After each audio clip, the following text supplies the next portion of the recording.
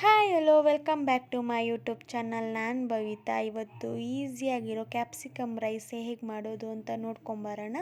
ಮೊದಲು ನಾನಿಲ್ಲಿ ಉದ್ದಕ್ಕೆ ಹಚ್ಚಿರೋ ಒಂದು ಈರುಳ್ಳಿ, ಒಂದು 4-5 ಬೆಳ್ಳುಳ್ಳಿನ ಸಣ್ಣಕ್ಕೆ ಹಚ್ಚಿದ್ದೀನಿ. ಹಾಗೆ ಒಂದು ಸ್ವಲ್ಪ ಕರಿಬೇವು, ಹಾಗೆ ಒಂದೆರಡು ಕ್ಯಾಪ್ಸಿಕಮ್ನ ಚೆನ್ನಾಗಿ ತೊಳೆದು ಅದನ್ನು ಸಣ್ಣಕ್ಕೆ ಹಚ್ಕೊಂಡಿದ್ದೀನಿ. ಮೊದಲು ನಾನಿಲ್ಲಿ ಒಂದು ಬಾಣಲೆ ಇಟ್ಟು ಅದಕ್ಕೆ ಸ್ವಲ್ಪ ಎಣ್ಣೆ ಹಾಕಿ, ಎಣ್ಣೆ ಕಾದಾದಮೇಲೆ ಸಾಸಿವೆ ಜೀರಿಗೆ ಹಾಕಿ, ಸಾಸಿವೆ ಎಲ್ಲ ಚಿಟಪಟ ಅಂದಮೇಲೆ ಅದಕ್ಕೆ ನಾನು ಸಣ್ಣಕ್ಕೆ ಹಚ್ಚಿರೋ ಬೆಳ್ಳುಳ್ಳಿ ಹಾಕಿ ಅದನ್ನು ಬಾಡಿಸ್ಕೊಂಡು, ಈಗ ಅದಕ್ಕೆ ನಾನು ಈರುಳ್ಳಿ ಹಾಕ್ತಾಯಿದ್ದೀನಿ. ಈರುಳ್ಳಿ ಕರಿಬೇವು ಹಾಕಿ ಅದೆಲ್ಲ ಸ್ವಲ್ಪ ಫ್ರೈ ಆದಮೇಲೆ ಅದಕ್ಕೆ ನಾನು ಇವಾಗ ಕ್ಯಾಪ್ಸಿಕಮ್ ಹಾಕ್ತಾಯಿದ್ದೀನಿ. ಕ್ಯಾಪ್ಸಿಕಮ್ ರೈಸ್ ಒಂದು 5 ಮಿನಿಟ್ಸ್ಗೆಲ್ಲ ಆಗೋಗುತ್ತೆ.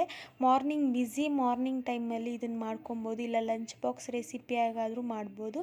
ಒಂದು 5 ಮಿನಿಟ್ಸ್ಗೆಲ್ಲ ಆಗೋಗುತ್ತೆ. ಈಗ ಕ್ಯಾಪ್ಸಿಕಮ್ ಹಾಕಿ ಅದು ಒಂದು 50% ಬೆಂದಾದಮೇಲೆ ಈಗ ನಾನು ಸಣ್ಣಕ್ಕೆ ಹಚ್ಚಿರೋ ಒಂದೆರಡು ಟೊಮೊಟೊ ತೊಗೊಂಡಿದ್ದೀನಿ. ಈಗ ಟೊಮೊಟೊ ಹಾಕಿ ಟೊಮೊಟೊ ಎಲ್ಲ ಸ್ವಲ್ಪ ಬೇಗ ಬೇಯಬೇಕು ಅಂತ ನಾನು ಸ್ವಲ್ಪ ಉಪ್ಪು ಹಾಕ್ತಾಯಿದ್ದೀನಿ. ಈಗ ಕ್ಯಾಪ್ಸಿಕಮ್ಮು, ಈರುಳ್ಳಿ, ಟೊಮೊಟೊ ಎಲ್ಲ ಬೇಯಬೇಕು. ಈ ನೀರು ಏನೂ ಹಾಕಬಾರ್ದು, ಹಾಗೆ ಕ್ಯಾಪ್ಸಿಕಮ್ಮು ಎಣ್ಣೆಯಲ್ಲೇ ಬೆಂದುಬಿಡುತ್ತೆ. ಒಂದು 2-5 ಮಿನಿಟ್ಸ್ಗೆಲ್ಲ ಬೆಂದ್ಕೊಂಡ್ಬಿಡುತ್ತೆ ಟೊಮೊಟೊ ಈರುಳ್ಳಿ ಎಲ್ಲ. ಹಾಗೆ ಕ್ಯಾಪ್ಸಿಕಮ್ಮು ಅಷ್ಟೇ ಬೇಗ ಬೆಂದ್ಕೊಳುತ್ತೆ. ಈಗ ಕ್ಯಾಪ್ಸಿಕಮ್ ಎಲ್ಲ ಬೆಂದಾದಮೇಲೆ ಇದಕ್ಕೆ ನಾನು 2 ಸ್ಪೂನಷ್ಟು ಅಚ್ಕಾರದ ಪುಡಿ ಹಾಕಿದ್ದೀನಿ. ನಿಮ್ಮ ಖಾರಕ್ಕೆ ಎಷ್ಟು ಬೇಕೋ ಅಷ್ಟು ನೋಡ್ಕೊಂಡು ಹಾಕೊಬೋದು.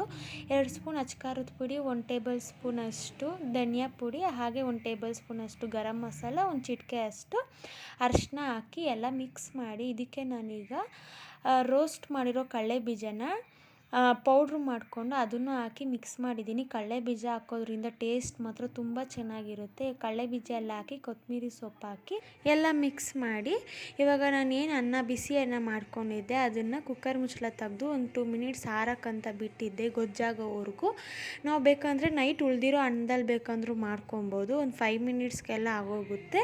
ಈಗ ಅನ್ನ ಹಾಕಿ ಬಿಸಿ ಅನ್ನ ಎಲ್ಲ ಹಾಕಿ ಮಿಕ್ಸ್ ಮಾಡಿ ಉಪ್ಪು ನೋಡ್ಕೊಂಡು ಉಪ್ಪು ಹಾಕಿದ್ರೆ ಬಿಸಿ ಬಿಸಿ ಕ್ಯಾಪ್ಸಿಕಮ್ ರೈಸ್ ರೆಡಿ ಆಗುತ್ತೆ. ಈ ವಿಡಿಯೋ ಇಷ್ಟ ಆಗಿದ್ರೆ ಪ್ಲೀಸ್ ನನ್ನ ಚಾನಲ್ಗೆ ಲೈಕ್ ಮಾಡಿ, ಶೇರ್ ಮಾಡಿ ಆ್ಯಂಡ್ ಪ್ಲೀಸ್ ಸಬ್ಸ್ಕ್ರೈಬ್ ಮಾಡಿ. Thank you.